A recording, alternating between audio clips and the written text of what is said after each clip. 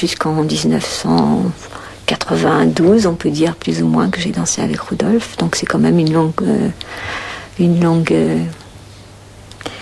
partie qu'on a traversée ensemble. On n'avait pas tellement de temps en général pour travailler avec lui, donc on allait à l'essentiel.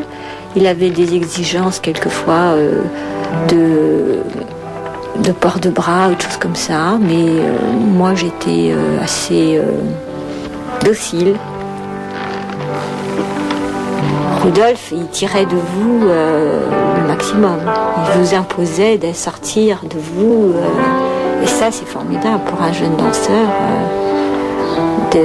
D'avoir une exigence absolue comme ça, parce qu'il était tellement fort, lui, que si on était à côté quasiment inexistant, on était complètement dévoré, on ne redansait pas 2 minutes de plus à côté de lui, parce qu'on était complètement anéanti.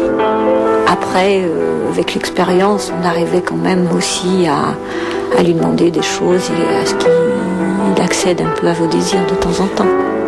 Il a quand même initié toute la nouvelle génération à sa façon de voir la danse. Il y a toute une génération qui n'a connu les ballets classiques qu'à travers l'empreinte Rodolphe Nureyev, qui n'était plus tout à fait l'empreinte traditionnelle déjà, puisque à l'intérieur de ça, l'homme prenait un peu plus d'envergure qu'initialement, et puis même au niveau du corps de ballet, il y avait quand même des versions assez différentes quelquefois.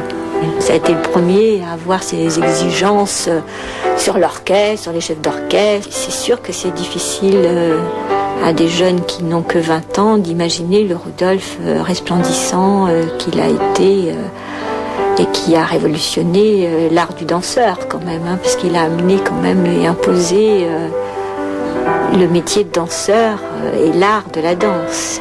Le public est venu en masse le voir. Et aux médias, de parler des danseurs, enfin de lui bien sûr, mais de la danse quand même à travers lui. Donc il a une importance essentielle.